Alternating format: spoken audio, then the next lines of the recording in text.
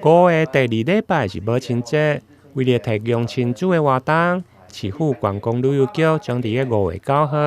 伫个桂林的运动公园举办2026带囡仔做伙来设计的亲子活动。29号上午，伫个市府召开活动宣传记者会，有着局长林国华介绍东港的活动，同时还佫推出新受欢迎的铁马蛇套套，甲着乡站巴士的城市旅程。在这个台湾的游客的心中，归仁是一个重要的一个景点哈，跟游程值得来推荐的一个地方哈。那接着我来说明一下这一次的一些活动的一些重点。那我想带囡仔来设计，就要有囡仔生甲爽哈。这小孩子玩耍跟大人不一样哈，大人都说啊这刚好啊这泰戈密码欧密码，看到那个球啊那两个呀，大人就觉得哎啊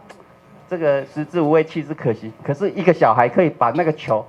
滚到哈小抢小用哦哈啊，所以我们这个包含这个汽友的活动也有这个吉祥物的大集合。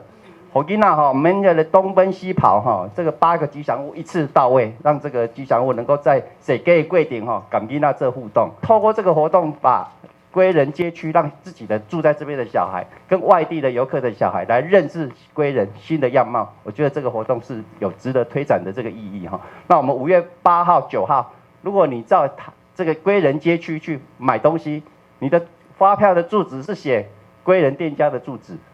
我希望讲你来前一日就来归仁消费，暗时来住归仁，来归仁啊，也可以住啊，市区也可以住啊，都很近啊，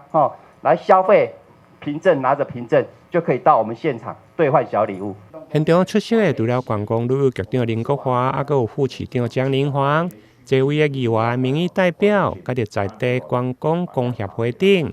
现场还佫设有大型的弹珠台。以及一寡童玩的游具顶，甲着吉祥物上装的 DIY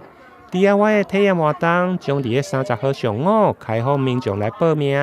活动当天，民众只要凭着归仁店家消费的发票或者是收据，拢会用到活动的服务台兑换1份的小礼物。欢迎民众到时踊跃来参加。台南新闻林英根采访报道。